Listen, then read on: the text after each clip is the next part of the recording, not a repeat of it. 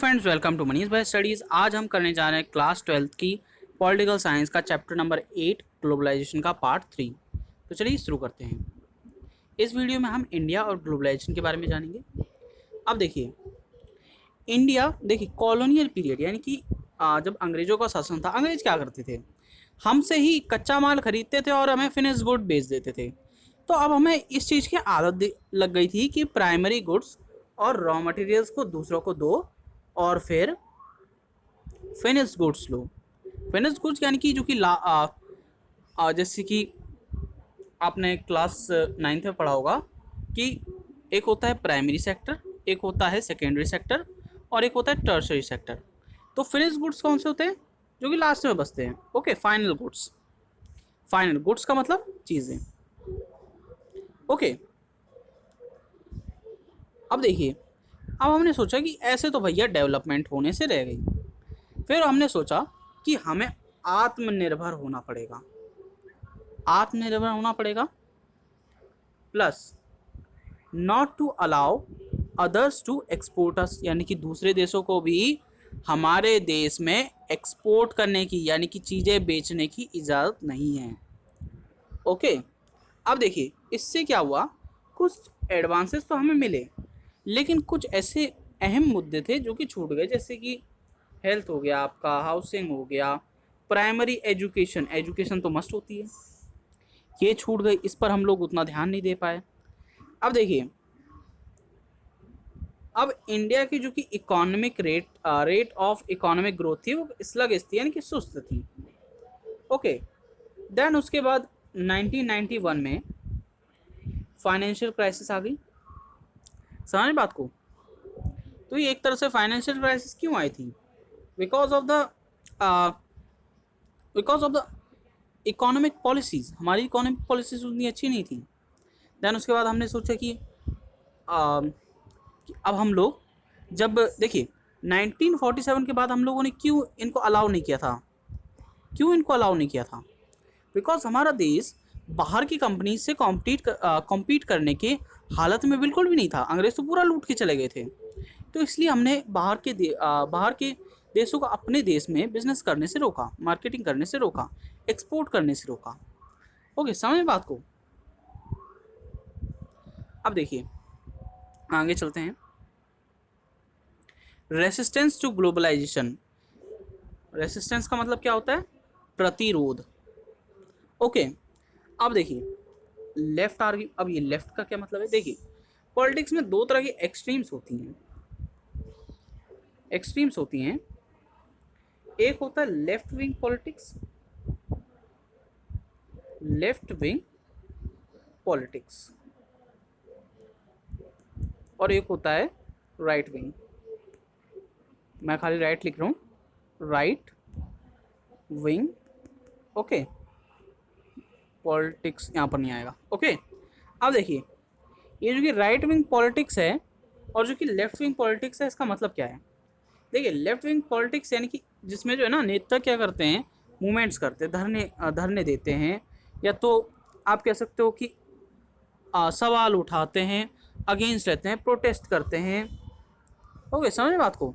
और ये क्या करते हैं, इनकी आइडियोलॉजी को कई बार कम्युनिज्म भी कहा जाता है। कम्युनिज्म पढ़ा था ना, कम्युनिज्म। और एक सेकेंड, राइट विंग की जो कि आइडियोलॉजी है वो कम्युनिज्म है, और ये वो होते हैं जो कि ऑर्डर्स पास करते हैं। समझ बात को? ये ऑर्डर्स को पास करते हैं। वैसे ही कहा जाता है कि लेफ्ट विंग और राइट विंग एकदम अलग अलग है, यानी कि एक दूसरे के अपोजिट होते हैं। ओके, अब देखिए लेफ्ट विंग क्या कहते हैं। लेफ्ट विंग ये कहते हैं कि जो ग्लोबलाइजेशन है ये अमीर को अमीर बनाएगा और गरीब को और ज़्यादा गरीब बनाता चला जाएगा। समझ बात को? जैसे कि हमारा इंडिया उस समय गरीब था, जब 1947 में अपना देश आज़ाद हुआ था तब हमारा देश गरीब था, और अगर वो उस समय दूसरे देशों की कंपनीज को अपने देश में आने देता तो फिर क्या होता, वो तो हमारे मार्केट्स पर राज करने लग जाती। इससे हमारा देश क्या होता, हमारे देश का जो कि पैसा था, लोग उनके सामानों को खरीदते, हमारा पैसा देश के बाहर जाता, इससे हमारा देश और ज़्यादा गरीब होता जाता। और जो कि डेवलप्ड जो कि ये जो हमारे देश में कंपनी आई थी किसी डेवलप्ड कंट्रीज थे, वो और ज़्यादा अमीर होती चली जाती है। ओके, रिच को और ज़्यादा रिचर बनाना, यानी कि अमीर को और ज़्यादा अमीर बना देती और पुअर को और ज़्यादा पुअर। इसलिए हमने ग्लोबलाइजेशन को उस समय अवॉइड किया। ओके, अब देखिए राइट कहते हैं कि इससे हमारे जो कि राइट विंग पॉलिटिक्स है, वो कहती है कि इससे हमारे पॉलिटिकल और इकोनॉमी और कल्चर पर इफेक्ट पड़ता है। हम इफेक्ट्स के बारे में पहले पढ़ चुके हैं, यहाँ पर मैं कॉमा लगाना भूल गया। ओके, अब देखिए एंटी ग्लोबलाइजेशन मूवमेंट्स भी होते हैं देशों में। ओके, अब 1999 में मिनिस्ट्रियल मीटिंग हुई थी WTO में, वर्ल्ड ट्रेड ऑर्गेनाइजेशन। अब इसमें क्या हुआ था, जो कि ग्लोबलाइजेशन के नेगेटिव इफेक्ट्स हैं उनको थोड़ा सा समझने की कोशिश की गई और उनका कुछ हल भी निकाले गए। ओके, अब देखते हैं आगे, ये भी वही है। अब देखिए वर्ल्ड सोशल फोरम क्या है, ये अपोज होता है नियो लिबरल ग्लोबलाइजेशन का। मतलब क्या है यहाँ पर देखिए, न्यू लिबरल ग्लोबलाइजेशन का मतलब ये है कि ग्लोबलाइजेशन में जो कि लिबरलिज्म है, यानी कि दूसरे देश किसी और देश में जाके ट्रेड कर सकते हैं, अपना सामान बेच सकते हैं, इसके वो खिलाफ थे। समझ बात को। और कैपिटलिज्म के, जैसे कि कैपिटलिज्म का मतलब क्या है कि एक अकेला कोई बहुत बड़े क्षेत्र पर या तो किसी चीज़ पर, रिसोर्सेज पर अपना कब्जा जमा के बैठ जाता है। तो इसमें कैपिटलिज्म का क्या मतलब हो जाएगा, एक सिंगल कंट्री बहुत सारे देशों के रिसोर्सेज पर कब्जा कर लेती है। ओके, समझ बात को। इसके ये खिलाफ थे। ओके, अब देखिए इसमें जो कि एक्टिविस्ट होते हैं, यानी कि जो कि कार्यकर्ता होते हैं, वो होते हैं ह्यूमन राइट्स को प्रोटेक्ट करने के लिए, एनवायरनमेंट और लेबर, यूथ और वुमेन्स को प्रोटेक्ट करने के लिए। ओके, वुमेन एक्टिविस्ट होते हैं जैसे। अब साफ सीधी बात है, लेबर एक्टिविस्ट है तो फिर इसका मतलब वो लेबर को बचाएगा, यूथ एक्टिविस्ट है तो फिर वो यूथ को बचाएगा, वुमेन एक्टिविस्ट है तो फिर वो वुमेन के लिए काम करेगी। ओके, अब देखिए जो कि WSF की पहली मीटिंग हुई थी, वो हुई थी पोर्टो अल्गेरी में, ब्राज़ील की एक जगह है, इन 2001। वैसे मैं नाम सही से पढ़ नहीं पाऊँगा बिकॉज ये अजीब सही है। ओके, अब देखिए जो कि फोर्थ मीटिंग थी वो हुई थी मुंबई में 2004 में। ओके, और इसकी जो कि सेवन्थ मीटिंग थी वो हुई थी नायरोबी केन्या के ऐसी किसी जगह का नाम है। ओके, इन जनवरी 2007 में हुई थी। पहली मीटिंग कब हुई थी, 2001 में। फोर्थ मीटिंग हुई थी 2004 में, और इसकी सेवन्थ मीटिंग हुई थी 2007 में। अब आप यहाँ पर देख सकते हैं हर एक साल में मीटिंग हो रही है।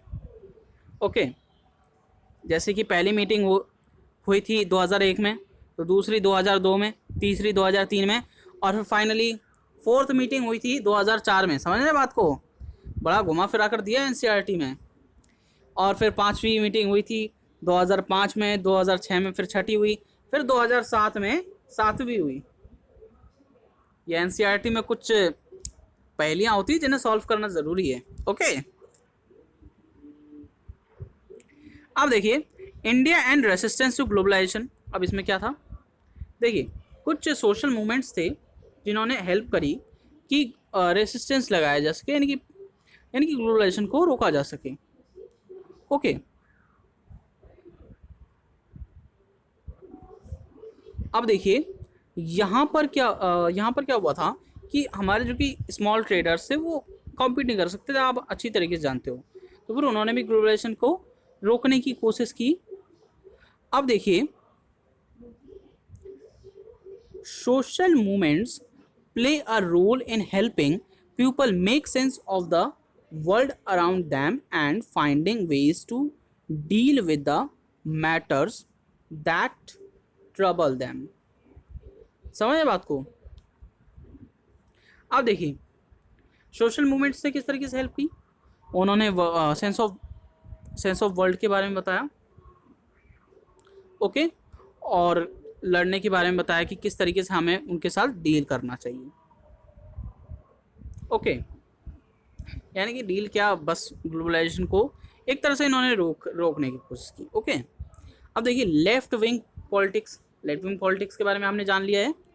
उन्होंने भी प्रोटेस्ट किया भैया इंडियन सोशल फोरम के ज़रिए।